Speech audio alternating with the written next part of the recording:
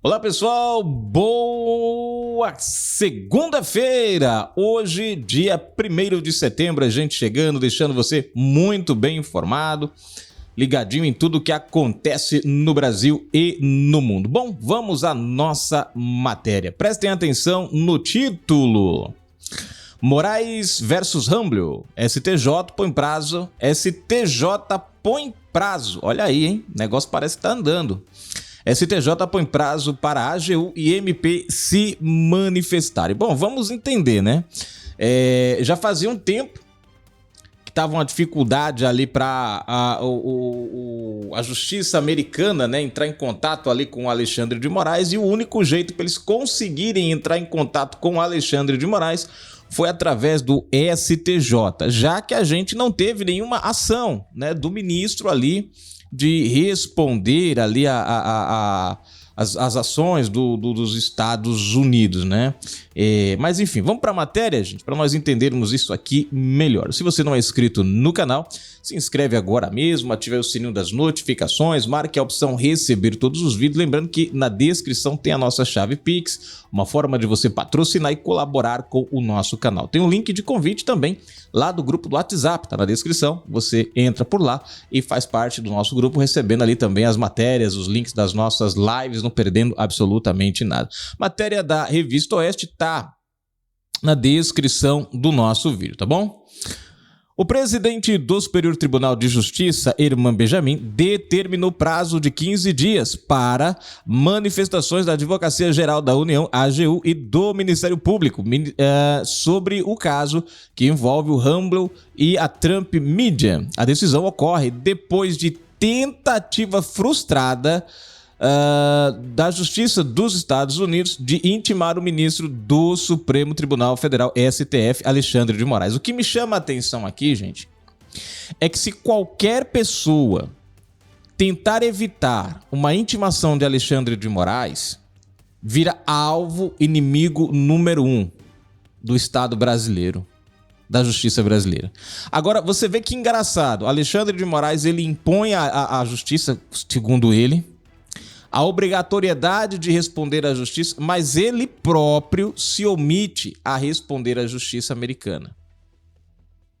Mas Fagundes, a ação é a justiça americana. Sim, mas é envolvendo atos a empresas que estão nos Estados Unidos, dentro da jurisdição dos Estados Unidos. Se ele aqui no Brasil pode intimar pessoas, né, que estão nos Estados Unidos, por que os Estados Unidos também não podem intimá-lo aqui no Brasil?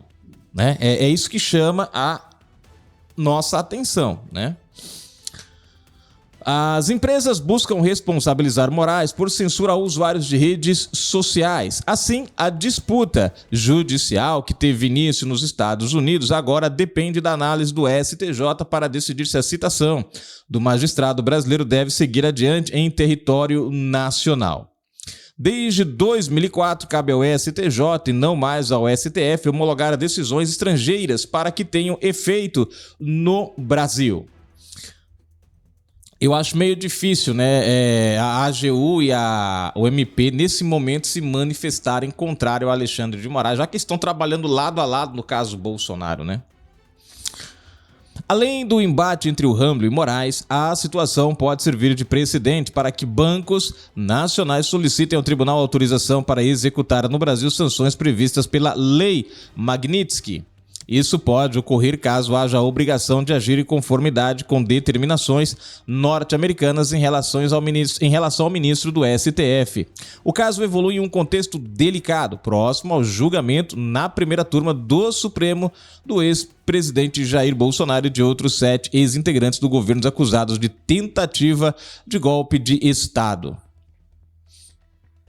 Em resposta ao que chamou de caça às bruxas contra Bolsonaro, o presidente dos Estados Unidos, Donald Trump, em julho incluiu Moraes na lista da Lei Magnitsky. A decisão proíbe empresas norte-americanas de manterem negócios com o magistrado. A Lei Magnitsky, criada durante o governo de Barack Obama, foi inicialmente direcionada a autoridades russas acusadas de corrupção e violações de direitos humanos. Contudo, hoje permite impor restrições migratórias e congelamento de ativos de estrangeiros. Tá aí. Segundo a tese norte-americana, Moraes teria praticado prisões arbitrárias de apoiadores do ex-presidente e bloqueado bens de brasileiros naturalizados norte-americanos. Tais fatos serviram de base para enquadrá-lo como elegível a essas sanções. Bom, tá aí, gente, a matéria. Agora, tudo que a gente pode fazer é aguardar o desenrolar, né? Eu não sei, como eu falei para vocês agora no início, acho muito difícil a AGU e o Ministério Público, o MP, darem alguma decisão desfavorável a Alexandre de Moraes. Até porque esse grupo, por exemplo, a AGU, ela é o quê? É do governo. O governo está se beneficiando e muito, né, com essas ações contra Bolsonaro. O Ministério Público Federal, né, tem sido utilizado por Moraes ao longo desses últimos anos ali para criar essa ideia de crime contra Bolsonaro. Então, o Ministério Público hoje, né, apontar, dar uma decisão favorável à justiça americana, ao Ramblo, é a mesma coisa de que desmontar toda a tese hoje que eles atuam aqui no Brasil. Então, é algo assim, nossa justiça brasileira, infelizmente, ela está se tornando, ela está revelando, né, vamos dizer assim, ela tá revelando os problemas gravíssimos que há dentro dela, porque é o mesmo órgão que vai decidir nessa questão, é o mesmo órgão que está andando lado a lado com Alexandre de Moraes. O mesmo órgão, como a AGU, por exemplo, que vai decidir sobre essa questão também, é o órgão que está alinhado com o governo, que está alinhado com Alexandre de Moraes. Ou seja, entre outras palavras, não tem como a gente ver essas decisões, que não dá para a gente olhar para essas decisões e não ver uma ligação de interesse entre uma coisa e outra, e a questão da parcialidade que está bem exposta, né? Principalmente agora que a gente está vendo o caso do STJ também entrando aí num patamar complicado com a questão das sentenças de voto, ou melhor, sentenças de decisões, né? O que pode levar o caso para o Supremo Tribunal Federal e aí os ministros decidirem lá em cima, o que aí você tem outro problema, né? Quer dizer, o STJ aperta o ministro agora, o ministro depois pode apertar o STJ depois com essa questão, quer dizer, das sentenças, da compra de sentenças. Pra vocês verem, o negócio, gente, tá uma salada totalmente sem pé nem... Tá um negócio assim no nosso Brasil que não tem nem como... Enfim. Bom, nós vamos agora para os comentários, para a gente ver o que o pessoal está comentando. Lembrando que você pode aí deixar o seu comentário. Você pode deixar o seu comentário e a gente vai lendo ao longo dos nossos vídeos, né? Deixa eu ver aqui os comentários aqui. Quem está comentando... Deixa eu ver quem tá comentando aqui nos bastidores. Deixa eu ver aqui. Gente, eu vou ler esse comentário, né, que eu achei interessante aqui. Tem outro comentário além desse aqui, mas eu vou ler esse aqui. Olha só, nosso amigo Marcos André, ele comentou aqui o seguinte, veja, para vocês verem como a mentalidade da esquerda, ela tá tão fechada, essa turma tá tão... Depois dizem que o gado é a gente, né? Depois nós é que somos o gado, mas eles aqui é que parece que não enxergam o que tá diante dos olhos dele. Olha o comentário do nosso amigo, né? Ele colocou aqui, ó. E o engraçado é que ele não rebate, ele não apresenta um fato contrário, um contraditório. Não, ele só diz o seguinte: mais um idiotizado, manipulado pela extrema-direita. Deixe de espalhar mentiras. Vá arranjar algo de útil para fazer. Quer dizer, ele diz que eu estou mentindo, mas não diz aonde eu estou mentindo, nem mostra a verdade. Diz que eu sou idiotizado, mas não diz o porquê. Agora, qual é a matéria que o nosso amigo comentou? Presta atenção.